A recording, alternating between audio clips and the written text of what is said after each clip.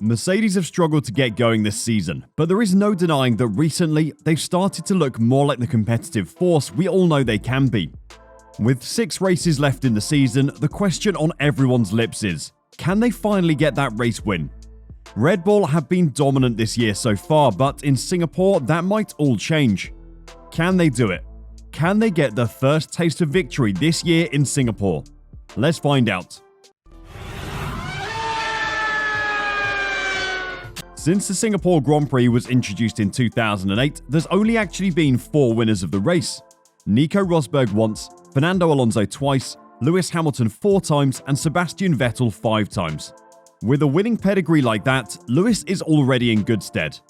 Vettel was the last one to win back in 2019 in his Ferrari days, and it remains his final win to date. I'm sure there are many Seb fans out there who would love him to put in an amazing performance, with his days at Aston Martin now numbered. Looking back at previous races, Singapore always delivers great action and often controversy. At the inaugural event in 2008, Formula 1 was almost finished thanks to Crashgate. Fernando Alonso cruised to victory thanks to a safety car caused by the crash of teammate Nelson Piquet Jr., which he later revealed to be on purpose so Alonso could win the race. 2010 saw Heikki Kovalainen jump out of his burning Lotus and put it out with a fire extinguisher himself on the track. 2015 had Lewis Hamilton fall short of Ayrton Senna's record of 8 poles in a row and 41 race wins, although he quickly destroyed the record in the years to come. The beginning of Max Verstappen's Attitude Era also came in this GP, when he refused to let his Toro Rosso teammate Carlos Sainz through and screamed no at his race engineer upon a request to move over. It was at the same race that a rogue spectator ran on the track and was later called crazy by Vettel. What we're trying to say is anything can happen in Singapore. We think it might be something to do with the heat, turns everyone a little crazy. The main story of the weekend should probably be the fact that Max Verstappen could win the World Championship, but we've known it was going to happen for weeks, if not months now, so it won't exactly be a shock if it does happen. Mercedes winning a first race of the season after how bad they've been this year though could be huge, and a great sign that someone might be able to challenge Red Bull in 2023.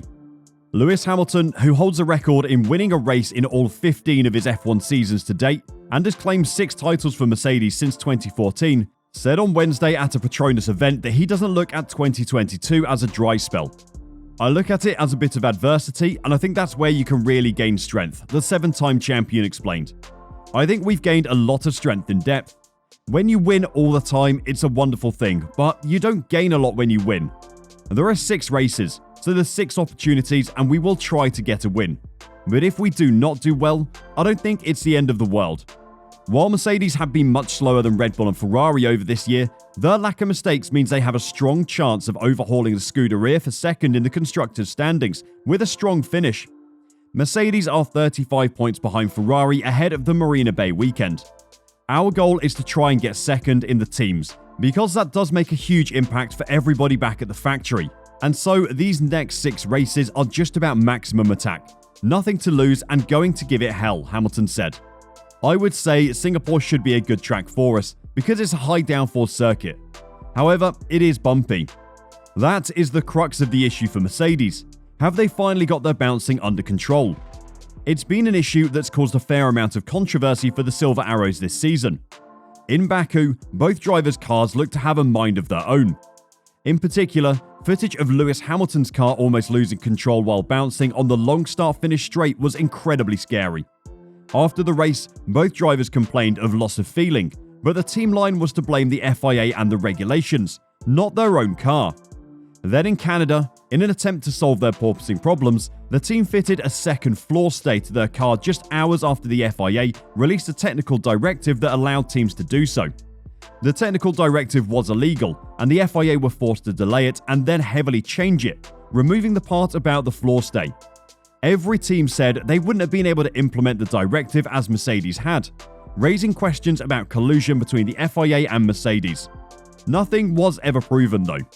Mercedes have had plenty of time to look at the data from earlier in the season, and will have a good idea of what they need to do to their setup to minimize the bouncing and maximize their lap time. While Mercedes have been confused at times by the performance of its car this year, the team is adamant that it now has a good grasp of where the W13 is strong and weak. But within that, there is an admission that what Wolff calls the mood swings of the car have caused some confusion.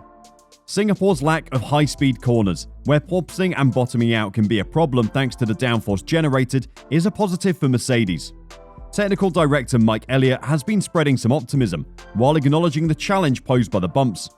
When you look back at the learning we've gathered over the season, we expect that Singapore will be a bit more like we've seen in Budapest and Zandvoort, said Elliott. It's a bumpy circuit which is going to provide its challenges, but in terms of the nature of the corners, we think it could be a bit better for our car. So hopefully we'll have a good result there. As Hamilton has pointed out, the pace of the Red Bull RB18 in the hands of Verstappen is such that it's almost unbeatable at present. But as Zandvoort and the Hungaroring showed, on its stronger tracks, Mercedes can be in a position where an unusual strategy or some good fortune could allow it to at least give Red Bull something to think about. And based on recent form, Ferrari could be eminently beatable. This is particularly important because Mercedes could overhaul it in the battle for second in the Constructors' Championship, as that deficit is down to 35 points. It isn't just within the Mercedes camp that there's positivity. One of the most unlikely members of the grid has been singing their praises.